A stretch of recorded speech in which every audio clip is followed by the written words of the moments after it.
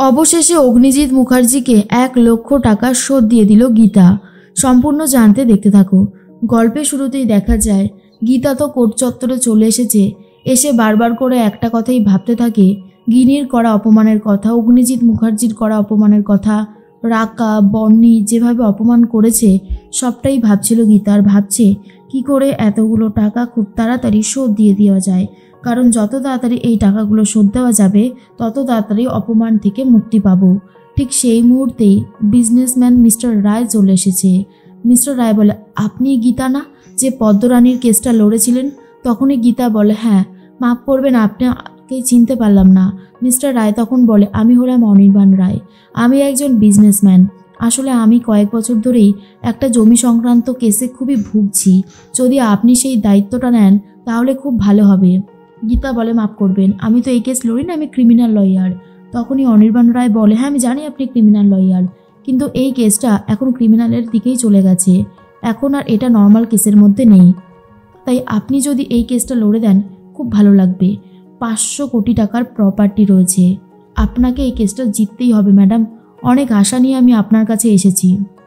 কৃপানের সাথে ওই যে নোংরা কেসটা হয়েছিল, আপনি যে প্রতিবাদ করেছিলেন, আপনি যেভাবে ওকে আবারও জেলে ঢুকিয়ে দিয়েছেন, ওর শাস্তির ব্যবস্থা করেছিলেন, আমি খুবই দেখে আপ্লুত। যদি আমার কেসটাও এইভাবে সলভ করে দেন আমার খুবই ভালো লাগবে। একটা বার যদি আপনি চেষ্টা করে দেখেন। তখনই গীতা বলে, আচ্ছা ঠিক আছে, আপনি যখন বলছেন আমি অবশ্যই দেখব। মিস্টার রায় 5 লক্ষ টাকার একটা চেক গীতাকে দিয়ে দেয় আর বলে, এই কেসটা যদি আপনি জিততে পারেন তাহলে আপনি যা টাকা অ্যামাউন্ট চাইবেন আমি সেটাই দেব। গীতা শুনে খুব খুশি হয় আর বলে, আপনার সাথে তাহলে আমি আরেকদিন বসবো, সেদিন আপনি আপনার জমির সমস্ত কাগজপত্র নিয়ে আসবেন। অনির্বাণ রায় বলে, ঠিক আছে, কিন্তু আপনি আমার পাশে থাকবেন। গীতা বলে, আমি আপনার পাশেই আছি, আপনি শুধু কাগজপত্রগুলো আমাকে দেখান। এর মধ্যেই 5 লক্ষ টাকার চেক পেয়ে তো গীতা খুবই খুশি। প্রলয়কে ফোন করেছে মিস্টার রায় আর বলে, প্রলয়বাবু, আমি গীতাকে সব কাগজ বুঝিয়ে দিয়েছি আর বলছি ওই টাকাটাও দিয়ে দিয়েছি, আপনার কি মনে হয় গীতা পারবে তো? আমি কিন্তু অনেক বড়ই একটা চ্যালেঞ্জ নিয়েছি। প্রলয় তখন বলে, আরে নিশ্চয়ই পারবে, ওর নাম গীতা, ও কোনো কেসেই এত সহজে হেরে যায় না, ও সব কিছু খুব ভালোভাবে করবে। দেখুন মিস্টার রায়, ওর ওপর আপনার সেই ভরসাটা থাকাটা খুবই জরুরি। আপনি যদি ওর ওপর ভরসা করতে না পারেন তাহলে কিন্তু হবে না। মিস্টার রায় তখন বলে, না না, আমি ওনার উপরে ভরসা করছি, যথেষ্ট ভরসা করছি। এদিকে কথা বলতে থাকে কৃপান ভজন মিত্তিরের সাথে। ভজন তখন বলে, এক্ষুনি কাজ হয়ে যাবে, এমন একটা উপায় বার করেছি না, গীতাকে চিরদিনের জন্য শেষ করে দেবে। তার মধ্যে গুন্ডাগুলোকে ফোন করেছে ভজন আর বলে, গীতার সাথে কি দেখা হলো? তখন গুন্ডাগুলো বলে, এখনো বেরোয়নি, আর এখান থেকে যারাই বেরোয় সবাই তো একই পোশাক পরেই বেরোচ্ছে, এখনো চিনতে পারিনি। বলতে বলতে গীতাকে সামনেই দেখে গুন্ডাগুলো আর বলে, দেখতে পেয়ে গেছে, আপনি ফোনটা রাখুন। গীতা তো স্কুটি স্টার্ট দিয়ে চলতে শুরু করেছে। গুন্ডাগুলো গাড়ি নিয়ে পিছন পিছন যেতে থাকে, আরেকটু হলে তো গীতাকে মেরেই দিচ্ছিল।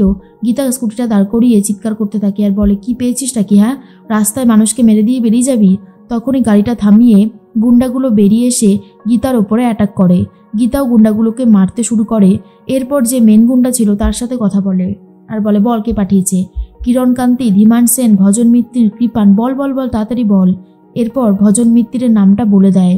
গীতা ভজন মিত্তিরকে ফোন করে বলে, শোনো ভজন মিত্তির, এইভাবে তুমি আমাকে আটকাতে পারবে না, এইভাবে গীতাকে আটকানো সম্ভব নয়। এমন ট্রিটমেন্ট করব সারা জীবন ধরে, ভাববে কি অন্যায় করেছো। একটা কথা মাথায় রেখো, আমার নাম গীতা, আমাকে আটকানো যায় না।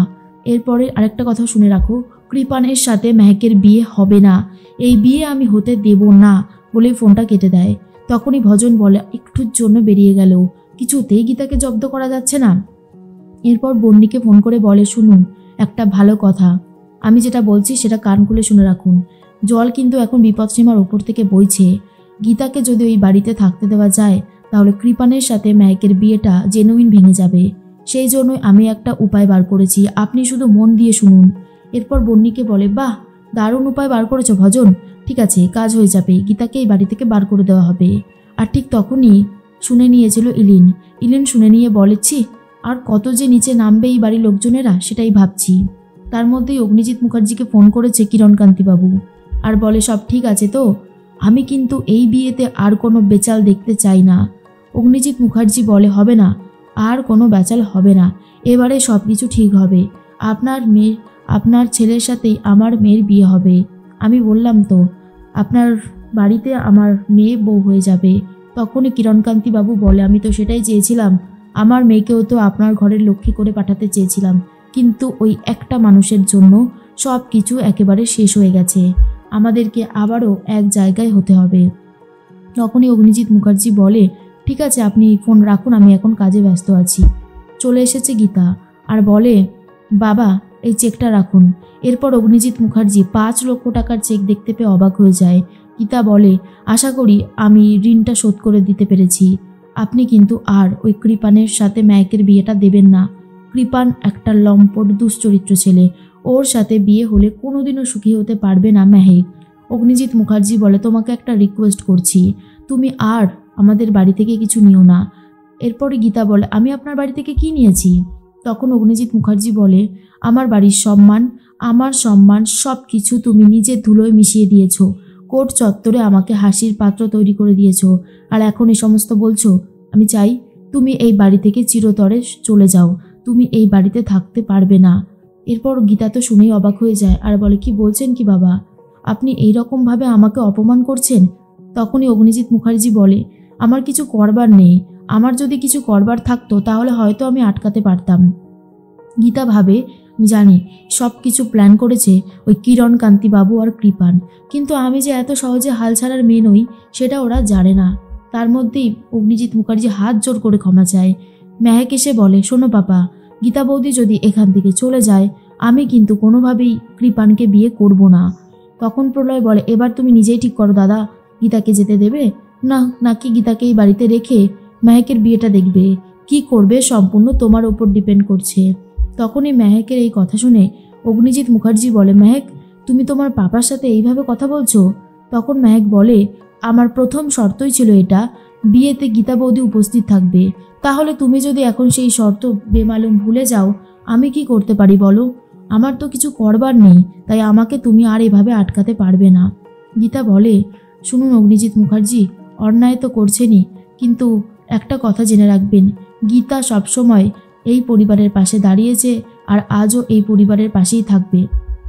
প্রলয় বলে, তুমি দাদা এখনো মানুষ চিনতে পারলে না, জানি না তুমি কিসের জন্য এরকমভাবে ভয় পাচ্ছ, তবে গীতা কিন্তু তোমাকে সাহায্য করতেই চায়, তোমার পাশে দাঁড়াতে চায়, ওকে অন্তত সেই সুযোগটা দাও, না হলে ও সেই সুযোগটা কাজে লাগাবে কি করে?